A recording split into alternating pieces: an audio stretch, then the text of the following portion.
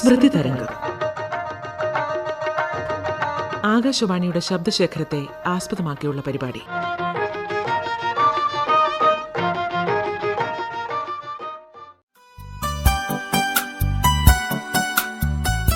S Guptan Nair. മധുരം, സൗമ്യം, ദീപ്തം, ഇതായിരുന്നു ആ സാഹിത്യം. വാക്കുകളുടെ മാധുര്യം, പെരുമാറ്റത്തിലെ സൗമ്യത, ചുറ്റുമുള്ളവരിലേക്കും അറിവിന്റെ വെളിച്ചം പ്രസരിപ്പിക്കുന്ന വ്യക്തിത്വം. അധ്യാപകൻ, വാഗ്മി, വിദ്യാഭ്യാസ വിചക്ഷണൻ. വിമർശനത്തിന്റെ കൂരമ്പുകൾ എയ്യുമ്പോഴും പിതൃതുല്യമായ വാത്സല്യം കാത്തുസൂക്ഷിച്ച വിമർശകൻ. കായികപ്രേമി, സർവോപരി സംഗീതത്തെ അഗാധമായി പ്രണയിച്ച കലാമർമ്മജ്ഞനും നടനും. 1919 ഓഗസ്റ്റ് 22 ഓച്ചിറയ്ക്കടുത്തുള്ള കൃഷ്ണപുരത്ത് ജനനം. വിദ്യാഭ്യാസാനന്തരം ഗവൺമെന്റ് കോളേജ് അധ്യാപകനായി.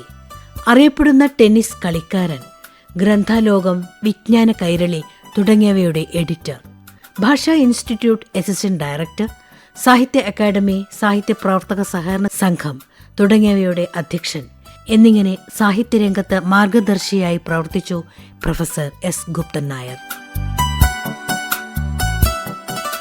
സമാലോചന, ഇസങ്ങൾക്കപ്പുറം, ക്രാന്തദർശികൾ, സൃഷ്ടിയും സ്രഷ്ടാവും, ചങ്ങമ്പുഴ, കവിയും കവിതയും, 5 ലഘുനാടകങ്ങൾ എന്നിങ്ങനെ ഒരുപാട് കൃതികളുടെ കർത്താവ്. ഒരു കാവ്യം പോലെ മനോഹരമായ മനസാ സ്മരാമി എന്ന ഏറെ ശ്രദ്ധിക്കപ്പെട്ട ആത്മകഥാപരമായ രചന.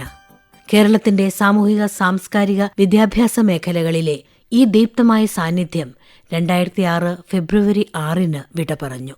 ഇന്ന് സ്മൃതി തരംഗത്തിൽ പ്രൊഫസർ എസ് ഗുപ്തൻ നായർ നടത്തിയ പ്രഭാഷണം. അധ്യാപകൻ അന്നും ഇന്നും. വിഷയം പഴയ അധ്യാപകനും ഇന്നത്തെ അധ്യാപകനും എന്നാണെങ്കിലും അധ്യാപക വൃത്തി വളരെ കൂടുതൽ ഇഷ്ടപ്പെട്ട് തിരഞ്ഞെടുത്തവർ അന്ന് വളരെ കൂടുതലുണ്ടായിരുന്നു എന്നത് സത്യമാണ്. ഇന്നാണെങ്കിൽ ഒരു ജോലിക്ക് വേണ്ടി ഒരു ജോലി, അത്ര തന്നെ. അതിൽ യഥാർത്ഥമായ അഭിരുചി അഥവാ ജന്മസിദ്ധമായ വാസന അത് കുറയും. സ്കൂളുകളുടെ എണ്ണം കൂടുന്തോറും അധ്യാപകരുടെ എണ്ണം വർദ്ധിക്കുമല്ലോ. ഗവൺമെൻറ് സ്കൂളുകളെക്കാൾ പ്രൈവറ്റ് സ്കൂളുകളുടെ എണ്ണം കൂടുതലുള്ള നമ്മുടെ ഈ സംസ്ഥാനത്ത് ഒരധ്യാപകൻ്റെ ജോലി ലഭിക്കണമെങ്കിൽ കുറഞ്ഞത് 5 ലക്ഷം രൂപ കൈക്കൂലി കൊടുക്കണം എന്ന് കേൾക്കുന്നു.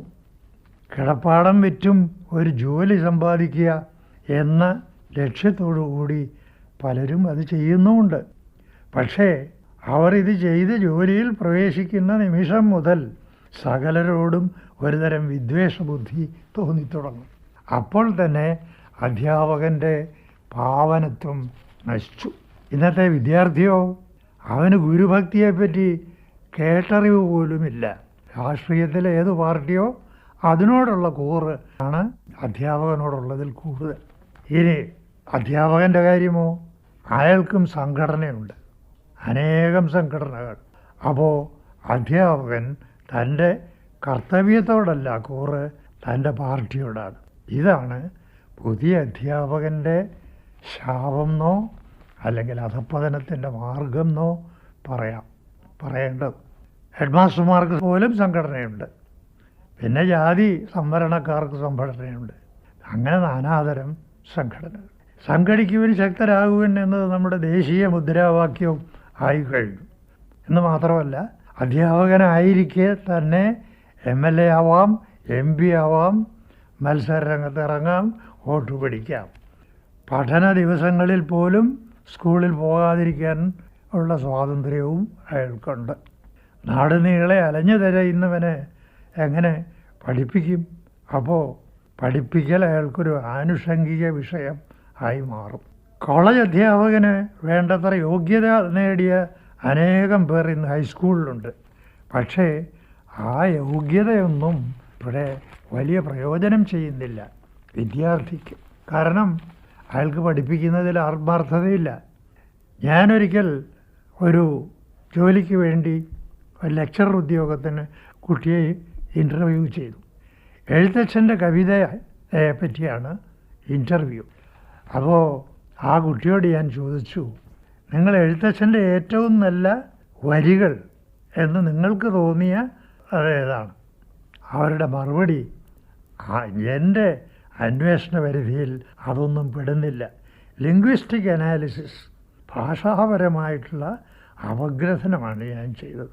ഓഹോ, അത് ശരി. അപ്പോൾ ലിംഗ്വിസ്റ്റിക് അനാലിസിസിന് പോകുന്ന ഒരു ഗവേഷണ വിദ്യാർത്ഥി എഴുത്തച്ഛൻ്റെ കവിതയെപ്പറ്റി അവർക്കൊരു ബോധവും ഇല്ല എന്നർത്ഥം. പണ്ട് പരീക്ഷായോഗ്യതയല്ല മുൻഷിയുടെ യോഗ്യത, ഞാൻ ഇന്നയാളിൻ്റെ ശിഷ്യനാണ്, ഇതാണ് പറയുക. കൊട്ടാരത്തിൽ ശങ്കുണ്ണി പരിചയമുണ്ടായിരുന്നു ഒരാൾക്ക്, എൻ്റെ മുൻഷി, കിളിരൂർ രാമൻപിള്ള സാർ എന്നാണ് അദ്ദേഹത്തിൻ്റെ പേര്. അദ്ദേഹം ജോലി കിട്ടാൻ കൊട്ടാരത്തിൽ ശങ്കുണ്ണിയുടെ ഒരു എഴുത്ത് വാങ്ങി. ആ എഴുത്ത് കൊണ്ട് സ്കൂൾ ഇൻസ്പെക്ടർക്ക് കൊടുത്തു, ജോലിയും കിട്ടി. ആ കൊട്ടാരത്തിൽ ശങ്കുണ്ണിയാണെങ്കിൽ കോട്ടയം MD സെമിനാരിയിൽ ഒരു മുൻഷി. അദ്ദേഹത്തിന് ജോലി കിട്ടിയതോ കേരള മൗലവിതൻ്റെ ഒരു കത്ത്. ഇങ്ങനെ ബിരുദമില്ലാത്ത അനവധി മുൻഷി സാറന്മാരുടെ അടുത്ത് മലയാളം പഠിച്ച ഞങ്ങൾ ഭാഗ്യവാന്മാരാണ് എന്നേ പറയാനുള്ളൂ.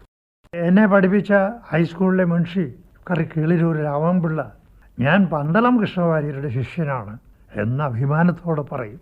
മതി, അതിലപ്പുറത്തൊന്നും വേണ്ട. അദ്ദേഹത്തിൻ്റെ അറിവിൻ്റെ തോത് കാട്ടാൻ ഒരു ഉദാഹരണം മാത്രം ഞാൻ പറയാം. ഒരു ഉപന്യാസ സമാഹാരം പഠിപ്പിക്കുകയാണ്. അതിൽ ശാകുന്തളവും ഉത്തരാമിരുതവും തമ്മിൽ ഒരു താരതമ്യ പഠനം ഉണ്ട്.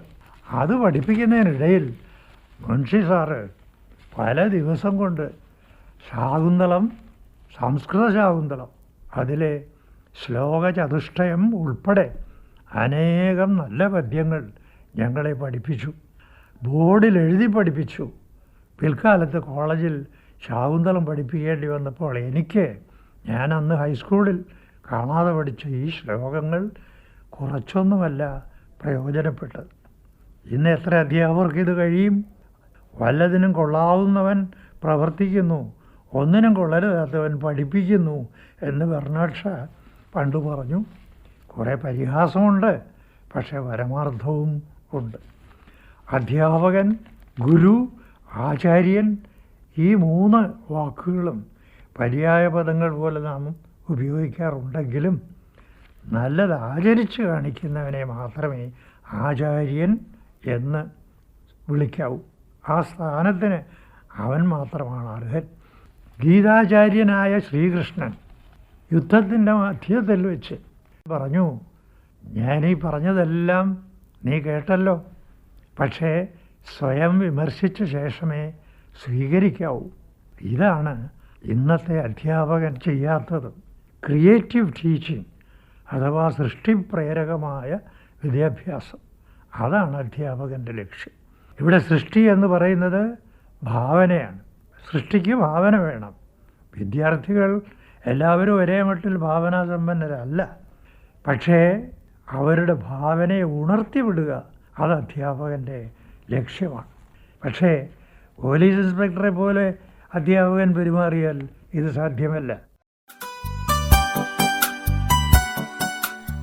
അധ്യാപകൻ അന്നും ഇന്നും പ്രൊഫസർ S. ഗുപ്തൻ നായർ നടത്തിയ പ്രഭാഷണമാണ് സ്മൃതി തരംഗത്തിൽ കേട്ടത്.